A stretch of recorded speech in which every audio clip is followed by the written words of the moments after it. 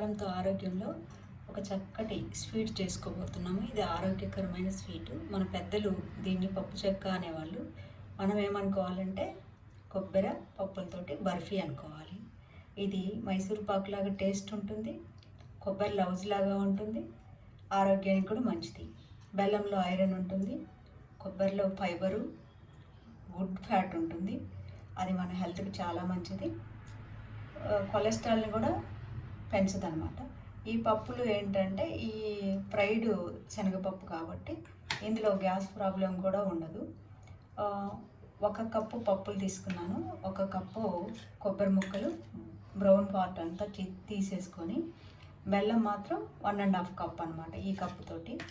ఎందుకంటే ఇది కప్పు కదా, దీన్ని 1.5 తీసుకుంటే కానీ స్వీట్ సరిపోదన్నమాట. పెంచుకోవాలంటే 2 కప్స్ కూడా వేసుకోవచ్చు, లేదంటే 1.5 కావాలి.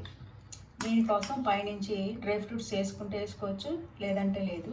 కొంచెం గ్రేట్ చేసిన కొబ్బరి, జీడిపప్పులు, మామూలు ఫ్రైడ్ పప్పులు అనమాట. ఒక 2-3 యాలక్కాయలు. ఇంతే దీనికి కావాల్సింది. ఈ కప్పుతోటి మనం కొబ్బరి ముక్కలు తీసుకున్న కప్పుతోటే 1 కప్పు వాటర్ అనమాట. ఇంకెంతే కావాల్సింది. ఇప్పుడు మనం ప్రాసెస్లో స్టవ్ పైన బాండీ పెట్టి ఇందులో ఒక 2 స్పూన్స్ వరకు నెయ్యి వేసుకున్నాము. ఈ నెయ్యిలో మనం తీసుకున్న డ్రై ఫ్రూట్స్ను ఫ్రై చేసి కూడా మిక్సీలో వేసి మెత్తగా చేసుకుందాం. దీన్ని పొడి చేసుకుందాం. ఈ 2 కూడా మిక్సీ బట్టి పక్కన పెట్టి 2 స్పూన్ల నెయ్యి వేసుకొని అందులో ఈ డ్రై ఫ్రూట్స్, కొబ్బరి ఫ్లేక్స్ వేయించుకొని పెట్టుకున్నాము. ఇందులోనే మనము ఈ మిక్సీ చేసిన కొబ్బరిని బాగా ఇలా కొంచెం మరగ్గానే, మరీ ఫైన్గా కాదు, దీన్ని కూడా ఈ నెయ్యిలో వేద్దాం. వేసేసి కొంచెం సేపు ఈ పచ్చివాసన పోయేలాగా కొద్దిగా ఆ నెయ్యిలో వేగనిద్దాం. ఒక 2 మినిట్స్ వేగనిస్తే సరిపోతుంది. ఇలా తిప్పుతూ వేగనివ్వాలి, మాడకుండా. స్మెల్ బాగుందా. 1 కప్పులోకి తీసుకున్నాము. ఇప్పుడు ఈ 1.5 కప్పు బెల్లము ఇదే బాండీలో వేసుకున్నాము. మెత్తగా కొట్టేసుకొని ఈ బాండీలో వేసుకున్నాము. ఏదైతే మనం తీసుకున్నామో కప్పుతోటి కొబ్బరి, ఆ కప్పుతోటి వాటర్ తీసుకున్నాం. ఇది పాకము అది రావాల్సిన పని లేదు, మనకు చేతితోటి పట్టుకుంటే స్టిక్కీగా ఉంటే సరిపోతుంది. ఇప్పుడు మనం కరిగేదాకా దీన్ని తిప్పుతూ ఉంటే ఈ బెల్లం ముక్కలంతా నీట్గా కరిగిపోతుంది. బెల్లం అంతా కరిగిపోయింది. ఇది పాకం ఏం అవసరం లేదు, స్టిక్కీగా ఉంటే చాలు. 2 వేల మధ్యన తీసుకొని అంతే జిగురుగా వస్తుంది అన్నమాట. ఇప్పుడు మనము ఈ కొబ్బరి పొడి వేసుకున్నాం ఇందులో.